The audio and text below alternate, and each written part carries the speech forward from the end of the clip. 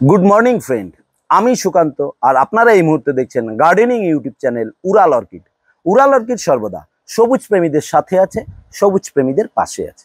আজকে আমরা একটি বেস্ট ইনডোর প্ল্যান্ট অর্থাৎ বেস্ট হাউস প্ল্যান্ট এবং যাকে নাসা এয়ার ক্লিনিং স্টাডি একে এয়ার পিউরিফাই প্ল্যান্ট হিসেবেও স্বীকৃতি দিয়েছে। এই প্ল্যান্টটি যদি আমরা ঘরে রাখি তাহলে ঘরের বায়ুকে শোধন করে বিশুদ্ধ বায়ুতে পরিণত করে। আমাদের বায়ুতে যে সমস্ত ক্ষতিকারক জৈব রাসায়নিক রয়েছে, বেঞ্জামিন, বেনজিন, টোলোইন, ফরমালিন ইত্যাদি জৈব রাসায়নিকগুলোকে শোধন করে শোষণ করে সেটিকে বিশুদ্ধ বায়ুতে পরিণত করে। এবং এটি যদি আমি হাউসে রাখি তাহলে একটি প্ল্যান্ট ইন্টেরিয়র ডেকোরেশন হিসেবেও স্বীকৃতি পায়। তো আজকে আমরা এই প্ল্যান্টটিকে যদি ইনডোরে ব্যবহার করি তাহলে তার মিডিয়া কি হওয়া উচিত সেটি আমরা কিন্তু আলোচনা করব। তাহলে আমরা যখন ইনডোরে এই মিডিয়াটি ব্যবহার করব তাহলে ইনডোর মিডিয়ার দিকে নজর রাখতে হবে। কারণ আমরা যখন ইনডোরে কোনো প্ল্যান্ট ব্যবহার করি তখন সেখানে কোনো ডাইরেক্ট সানলাইট লাগে না, সমস্ত সানলাইট ইনডাইরেক্ট লাগে, যার জন্যই আমাদের মিডিয়ার দিকে ভীষণ গুরুত্ব রাখতে হয়। আমরা মাঝে মাঝেই শুনতে পাই ইনডোর প্ল্যান্ট হিসেবে গাছ করা খুব কঠিন। আসলে কঠিন নয়, আমরা যদি প্রপার মিডিয়া তৈরি করে নিতে পারি তাহলে আমাদের গাছের কখনোই মৃত্যু হবে না। তো চলুন লেট না করে আমাদের পিচ লিলির জন্য বেস্ট ইনডোর মিডিয়া কি হওয়া উচিত সেটা সকলে মিলে দেখে নিই এবং আলোচনা করে নিই। এই পিচ লিলি যখন আমরা ইনডোরে ব্যবহার করব তার মিডিয়ার পার্সেন্টেজটা কি হওয়া উচিত আমরা সেটাই দেখে নিই। এটি হলো গার্ডেন সয়েল। এই গার্ডেন সয়েল আমরা 50% ব্যবহার করব। 50% গার্ডেন সয়েল মানে 5 ভাগ গার্ডেন সয়েল আমরা ব্যবহার করব। 3, 4 গার্ডেন সয়েল যদি না থাকে তাহলে আমরা যে কোনো সয়েল ব্যবহার করতে পারি, তবে গার্ডেন সয়েলে এক্সট্রা নাইট্রোজেন, পটাশিয়াম এবং জৈব কার্বন এবং ফসফরাস থাকে যা গাছের বৃদ্ধিকে ভীষণভাবে সাহায্য করে। এই গার্ডেন সয়েলটাকে খুব সুন্দরভাবে শুকিয়ে নিয়ে এবং ছোট ছোটতে পরিণত করে নিতে হবে। এরপরে 20% ব্যবহার করব রিভার স্যান্ড। এই পিচ লিলি দোআঁশ মাটি খুব পছন্দ করে, যার জন্যই আমরা এখানে রিভার স্যান্ড ব্যবহার করে এটাকে দোআঁশ মাটিতে পরিণত করব এবং এই বালি আমাদের এয়ারি সিস্টেম ভালো রাখে। এরপরে 10% ব্যবহার করব কোকোপিট। এই কোকোপিট খুব ফ্রেশ কোকোপিট ব্যবহার করতে হবে। তার সঙ্গে 20% ব্যবহার করব পাতা পচা সার। এই পাতা পচা সারেও নাইট্রোজেনের পরিমাণ বেশি থাকে এবং এই নাইট্রোজেন গাছের বৃদ্ধিকে ভীষণভাবে ত্বরান্বিত করে। এই মিডিয়াগুলোকে আমি খুব সুন্দরভাবে ফার্স্ট মিশিয়ে নেব, অর্থাৎ যে উপাদানগুলো ব্যবহার করলাম সেই উপাদানগুলো যেন খুব সুন্দরভাবে সম পরিমাণে মিশে যায় সেদিকে নজর রাখতে হবে। এরপরে জৈব সার হিসেবে 1 মুঠো শিংকুচি, 1 মুঠো হাড় গুঁড়ো, 1 মুঠো খুরকুচি এবং 2 চামচের মতো সিউইড, 1 চামচ নিমখোল এবং 1 চামচ ফুরাডান ব্যবহার করব।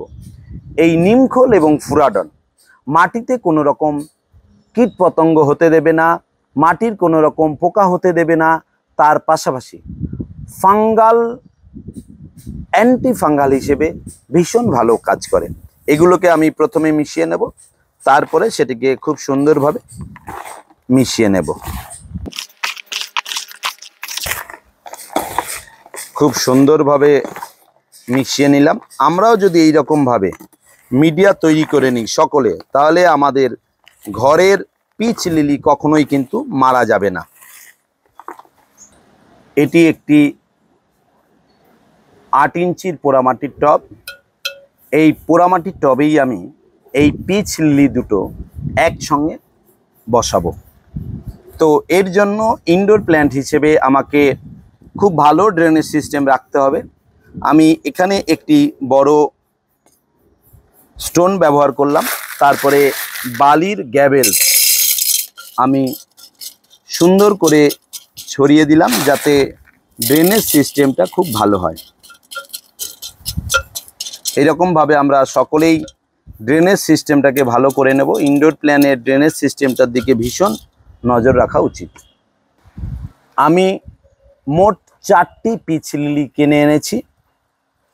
আমি দুটো টবে 4টে পিচ লিলি বসাবো, অর্থাৎ একটি টবে দুটো করে পিচ লিলি বসাবো। তাহলে গাছটিকে অনেকটা বুশি দেখাবে এবং সেখান থেকে ফুলের সংখ্যাটা বেশি পাওয়া যাবে।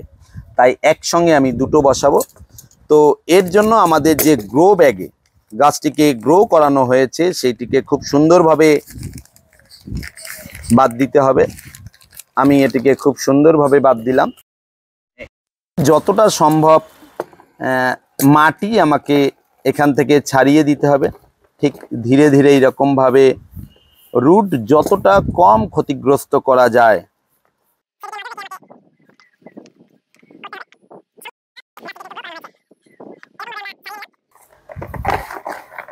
আমরা মিডিয়াতে যে বড় বড় গার্ডেন সয়েল রয়েছে সেগুলো আমরা প্রথমে নিচের দিকে ব্যবহার করব, তাতে ড্রেনেজ সিস্টেমটা খুব ভালো হবে। আমরা এটিকে আগে ফার্স্ট নিচে ব্যবহার করে নিলাম। আমরা যদি সকলেই এইভাবে প্রপার ওয়েতে পটিং করি তাহলে আমাদের একটি গাছও মারা যাবে না এবং আমাদের ঘর সবুজে ভরে উঠবে। আমরা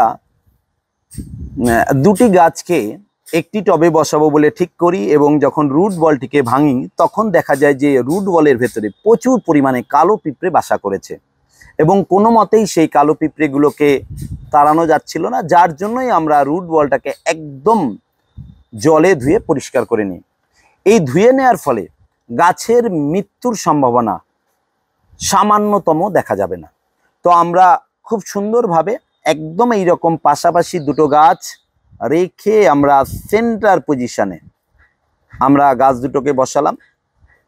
বসানোর পরে আমরা আমাদের যে মিডিয়া তৈরি করেছি সেই মিডিয়াটিকে চারিদিক থেকে সুন্দরভাবে দিয়ে দেব। এই মিডিয়া যদি উত্তম মিডিয়ায় পরিণত হয় তাহলে গাছের স্বাস্থ্য খুব ভালো থাকে এবং মিডিয়াটাকে একটু হালকা চেপে চেপে বসিয়ে দিতে হবে।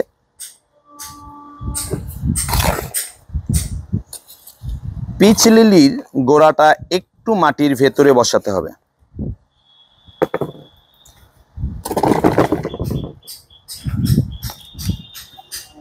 টপ থেকে 1 ইঞ্চির মতো নিচে গাছগুলো বসাতে হবে। আমরা এইভাবে পিচ লিলিকে বসাতে পারি আমাদের ঘরের জন্য। আমরা যখন যে কোনো গাছ বসাবো, বিশেষ করে টবে বসাবো, তখন প্রথম অবস্থাতেই টবটাকে পরিপূর্ণ করে জল দিতে হবে। যতক্ষণ পর্যন্ত না আমাদের ড্রেনেজ হোল দিয়ে জল বেরোচ্ছে ততক্ষণ পর্যন্ত আমরা জল দিয়ে যাব। ঠিক এইভাবেই আমরা জল দেব। যতক্ষণ এই মিডিয়া ভিজে নিচ দিয়ে জল না বেরোবে ততক্ষণ পর্যন্ত কিন্তু আমরা জল দিয়ে যাব।